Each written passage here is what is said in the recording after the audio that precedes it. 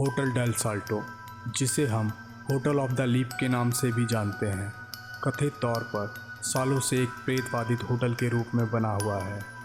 ना जाने कितने लोग इस होटल से कूदकर आत्महत्या कर चुके हैं और इन घटनाओं का सच किसी के शरीर में भी डर से सिहरन पैदा कर देगा। दक्षिण अमेरिका के कोलंबिया में स्थित बोगोटा नदी पर एक बांध का निर्माण करवाया गया था, जिसे हम तेकंडामा फॉल्स के नाम से जानते हैं।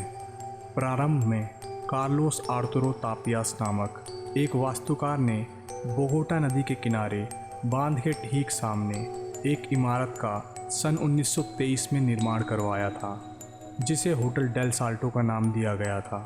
वो इस जगह की खूबसूरती से काफ़ी प्रभावित था।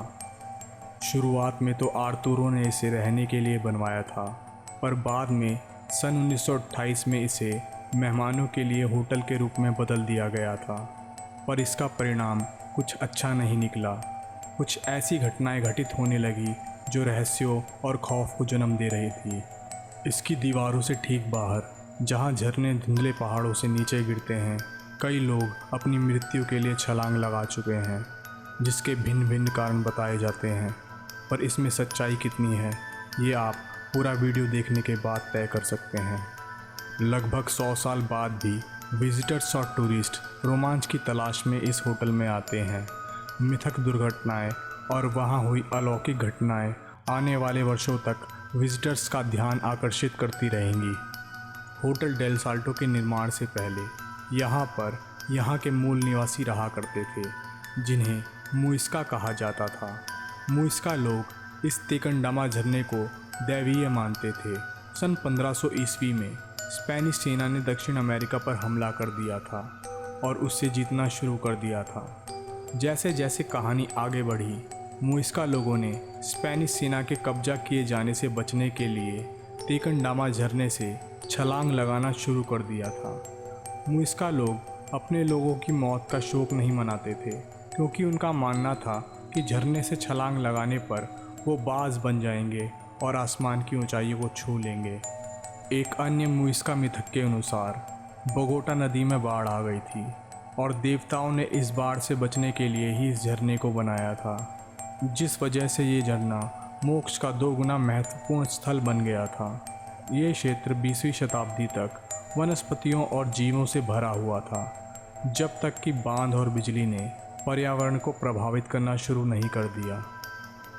आर्किटेक्ट कार्लोस आर्तुरो तापियास द्वारा डिज़ाइन की गई इमारत की ऊंची खिड़कियां और फ्रांसीसी वास्तुकला सन 1920 के वक्त के आनंदमय सौंदर्य को दर्शाती है। इस होटल से कई लोग झरने में छलांग लगा चुके हैं। इसमें आश्चर्य की कोई बात नहीं कि कई लोग मानते हैं कि आज भी ये होटल और झरना प्रेतवादित है। कुछ लोग ये भी कहते हैं कि यहाँ के मूल निवासी मुइस्का लोगों ने इस जगह को श्राप दिया है जहाँ अभी होटल बना हुआ है। जो लोग इस होटल में रहने आते थे, उन्होंने यहाँ की मौतों के बारे में सुना था कि कैसे लोग इस होटल से कूद के अपनी जानें दे रहे थे, जो उनकी रातों की नींद उड़ा देने के लिए काफ़ी थी।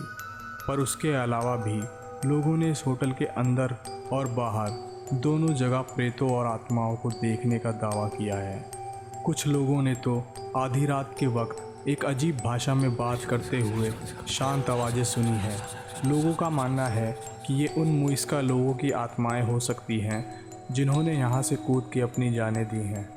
वैसे तो कई डरावनी घटनाएं इस होटल से जुड़ी हुई हैं, पर एक ऐसी कहानी है जिसने सारी हदें पार कर दी हैं।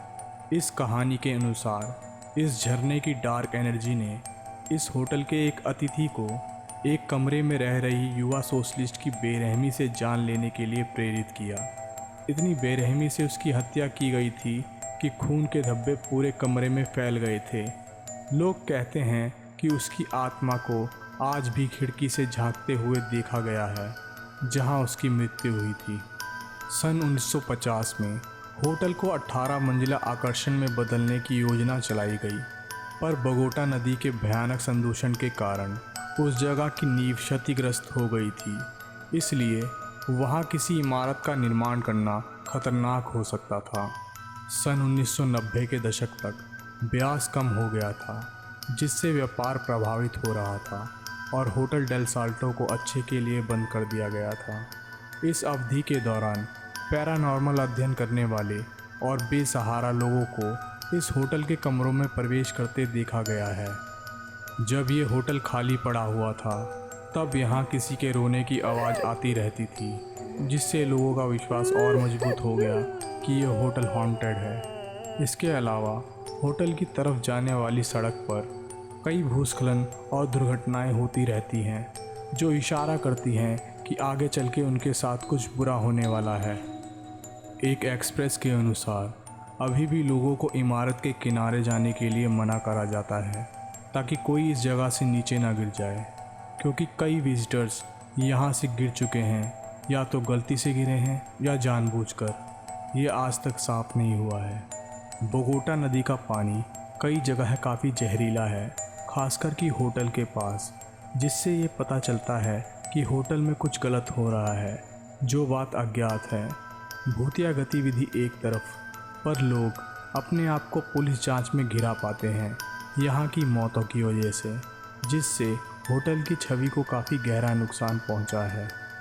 कोलंबिया के प्राकृतिक विज्ञान संस्थान के राष्ट्रीय विश्वविद्यालय और पॉर वेनिर के पारिस्थितिक फार्म फाउंडेशन प्रसिद्ध होटल को बहाल करने के लिए सन 2011 में बहाली के प्रयासों के लिए एक साथ आए और इस होटल को संग्रहालय में तब्दील कर दिया गया ताकि इसकी खोई प्रतिष्ठा वापस मिल सके। आज व्यावसायिक घंटों के दौरान ही जिज्ञासु विजिटर्स इस होटल का दौरा कर सकते हैं, पर शाम 5 बजे के बाद इसे बंद कर दिया जाता है, क्योंकि इसके बाद पैरानॉर्मल घटनाएं होना शुरू हो जाती हैं। आज भी इस होटल में अजीब आवाज़ें सुनाई देती हैं और रोने की आवाज़ें भी आती हैं। कोई भी आदमी इस होटल में रात के वक्त जाने से घबराता है, और जो कोई चला भी जाता है वो सही सलामत वापस नहीं आ पाता। इस फॉल की डार्क एनर्जी उनसे कुछ बुरा कहती है जो अज्ञात बना हुआ है। और अब ये वीडियो यहीं समाप्त होता है। अगर आपको ये वीडियो अच्छा लगा हो तो इस वीडियो को लाइक, कमेंट्स और शेयर करें, और ऐसे ही हॉरर, थ्रिलिंग और मिस्टीरियस स्टोरीज़ को देखने के लिए हमारे चैनल बियॉन्ड बिलीफ को सब्सक्राइब करें। धन्यवाद।